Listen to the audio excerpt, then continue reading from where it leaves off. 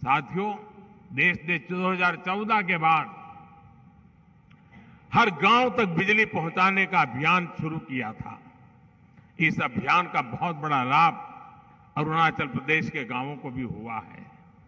यहां ऐसे अनेक गांव थे जहां आजादी के बाद पहली बार बिजली पहुंची थी।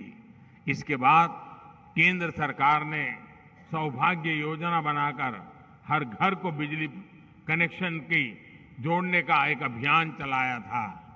यहां अरुणाचल में भी हजारों घरों को मुफ्त बिजली कनेक्शन से जोड़ा गया।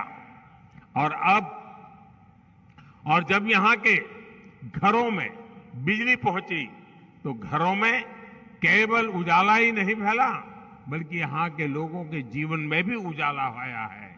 भाई और बहनों, अरुणाचल प्रदेश में विकास की जो यात्रा रफ्तार पकड़ चुकी है, इसे हम गांव-गांव तक, घर-घर तक पहुंचाने के मिशन पर काम कर रहे हैं।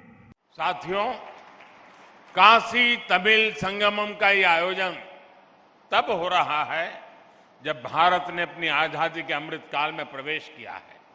अमृत काल में हमारे संकल्प पूरे देश की एकता और एकजुट प्रयासों से पूरे होंगे। भारत वो राष्ट्र है जिसने हजारों वर्षों से संबो मनासी जानताम के मंत्र से एक दूसरे के मनों को जानते हुए, सम्मान करते हुए स्वाभाविक सांस्कृतिक एकता को जिया है। हमारे देश में सुबह उठकर सौराष्ट्र सोमनाथम से लेकर सेतु बंधेतु रामेशम तक 12 ज्योतिर्लिंगों के स्मरण की परंपरा है। हम देश की आध्यात्मिक एकता को याद करके हमारा दिन शुरू करते हैं।